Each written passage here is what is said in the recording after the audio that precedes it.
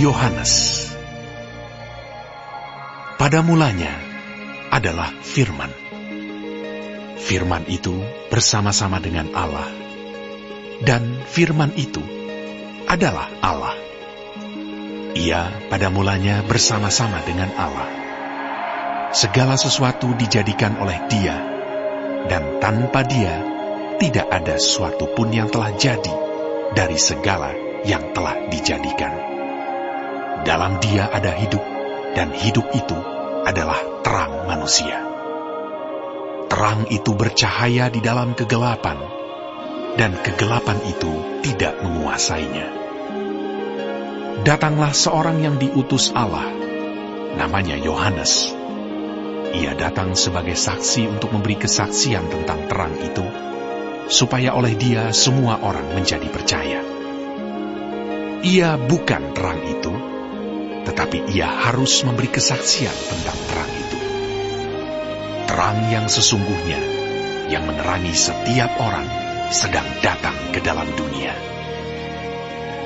Ia telah ada di dalam dunia, dan dunia dijadikan olehnya, tetapi dunia tidak mengenalnya. Ia datang kepada milik kepunyaannya, tetapi orang-orang kepunyaannya itu tidak menerimanya. Tetapi semua orang yang menerimanya diberinya kuasa supaya menjadi anak-anak Allah, yaitu mereka yang percaya dalam namanya. Orang-orang yang diperanakan bukan dari darah atau dari daging, bukan pula secara jasmani oleh keinginan seorang laki-laki, melainkan dari Allah. Firman itu telah menjadi manusia dan diam di antara kita, dan kita telah melihat kemuliaannya, yaitu kemuliaan yang diberikan kepadanya sebagai anak tunggal Bapa, penuh kasih karunia dan kebenaran. Yohanes memberi kesaksian tentang Dia dan berseru, katanya, "Inilah Dia yang kumaksudkan ketika aku berkata, kemudian daripadaku akan datang Dia yang telah mendahului aku, sebab Dia telah ada sebelum aku." Karena dari kepenuhannya kita semua telah menerima kasih karunia demi kasih karunia. Sebab hukum Taurat diberikan oleh Musa, tetapi kasih karunia dan kebenaran datang oleh Yesus Kristus. Tidak seorang pun yang pernah melihat Allah, tetapi anak tunggal Allah yang ada di pangkuan Bapa, Dialah yang menyatakannya. Dan inilah kesaksian Yohanes ketika orang Yahudi dari Yerusalem mengutus beberapa imam dan orang-orang Lewi kepadanya untuk menanyakan Dia, "Siapakah engkau?" Ia mengaku dan tidak berdusta, katanya, "Aku bukan Mesias." Lalu mereka bertanya kepadanya, "Kalau begitu, siapakah engkau?" "Elia." Dan ia menjawab, "Bukan." "Engkaukah nabi yang akan datang?" Dan ia menjawab, "Bukan." Maka kata mereka kepadanya, "Siapakah engkau? Sebab kami harus memberi jawab kepada mereka yang mengutus kami. Apakah katamu tentang dirimu sendiri?" Jawabnya, "Akulah suara orang yang berseru-seru di padang gurun. Luruskanlah jalan Tuhan, seperti yang telah dikatakan Nabi Yesaya." Dan di antara orang-orang yang diutus itu ada beberapa orang Farisi. Mereka bertanya kepadanya, katanya, "Mengapakah engkau membaptis, jikalau engkau bukan Mesias, bukan Elia, dan bukan Nabi yang akan datang?" Yohanes menjawab mereka, katanya, "Aku membaptis dengan air, tetapi di tengah-tengah kamu berdiri Dia yang tidak kamu kenal, yaitu Dia yang datang kemudian daripadaku. Membuka tali kasutnya pun aku tidak layak." Hal itu terjadi di Betania yang di seberang sungai Yordan, di mana Yohanes membaptis. Pada keesokan harinya, Yohanes melihat Yesus datang kepadanya, dan ia berkata, "Lihatlah anak domba Allah yang menghapus dosa dunia. Dialah yang kumaksud ketika kukatakan, kemudian daripadaku akan datang seorang yang telah mendahului aku, sebab Dia telah ada sebelum aku. Dan aku sendiri pun mula-mula tidak mengenal dia. Tetapi untuk itulah aku datang dan membaptis dengan air, supaya ia dinyatakan kepada Israel. Dan Yohanes memberi kesaksian. Katanya, Aku telah melihat Roh turun dari langit seperti merpati, dan ia tinggal di atasnya.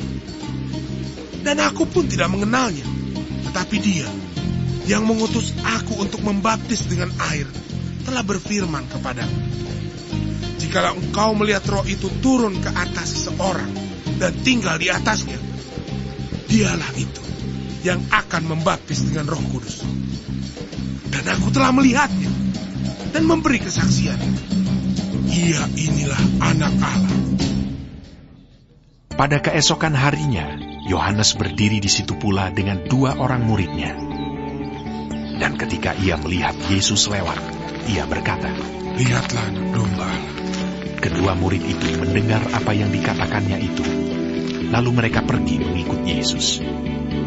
Tetapi Yesus menoleh ke belakang. Ia melihat bahwa mereka mengikut dia, lalu berkata kepada mereka, Apakah yang kamu cari? Kata mereka kepadanya, Rabi, artinya guru. di manakah engkau tinggal? Ia berkata kepada mereka. Marilah, dan kamu akan melihatnya. Mereka pun datang dan melihat di mana ia tinggal. Dan hari itu mereka tinggal bersama-sama dengan dia.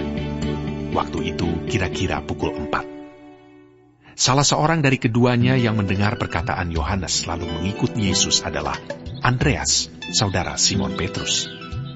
Andreas mula-mula bertemu dengan Simon saudaranya, dan ia berkata kepadanya, Kami telah menemukan Mesias.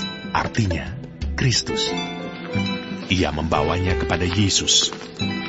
Yesus memandang dia dan berkata, Engkau Simon, anak Yohanes. Engkau akan dinamakan Kefas. artinya Petrus. Pada keesokan harinya, Yesus memutuskan untuk berangkat ke Galilea. Ia bertemu dengan Filipus dan berkata kepadanya, Ikutlah aku. Filipus itu berasal dari Betsaida, kota Andreas dan Petrus. Filipus bertemu dengan Natanael dan berkata kepadanya, Kami telah menemukan dia yang disebut oleh Musa dalam kitab Taurat dan oleh para nabi, yaitu Yesus, anak Yusuf dari Nazaret. Kata Natanael kepadanya. Mungkinkah sesuatu yang baik datang dari Nazaret? Kata Filipus kepadanya. Mari dan lihatlah. Yesus melihat Natanael datang kepadanya, lalu berkata tentang dia, Lihat, inilah seorang Israel sejati. Tidak ada kepalsuan di dalamnya. Kata Natanael kepadanya. Bagaimana engkau mengenal aku? Jawab Yesus kepadanya. Sebelum Filipus memanggil engkau, aku telah melihat engkau di bawah pohon ara. Kata Natanael kepadanya. Rabi, engkau anak Allah. Engkau Raja orang Israel. Yesus menjawab, katanya, Karena aku berkata kepadamu, aku melihat engkau di bawah pohon ara, maka engkau percaya. Engkau akan melihat hal-hal yang lebih besar daripada itu. Lalu kata Yesus kepadanya, Aku berkata kepadamu, sesungguhnya engkau akan melihat langit terbuka dan malaikat-malaikat Allah turun, naik kepada Anak Manusia.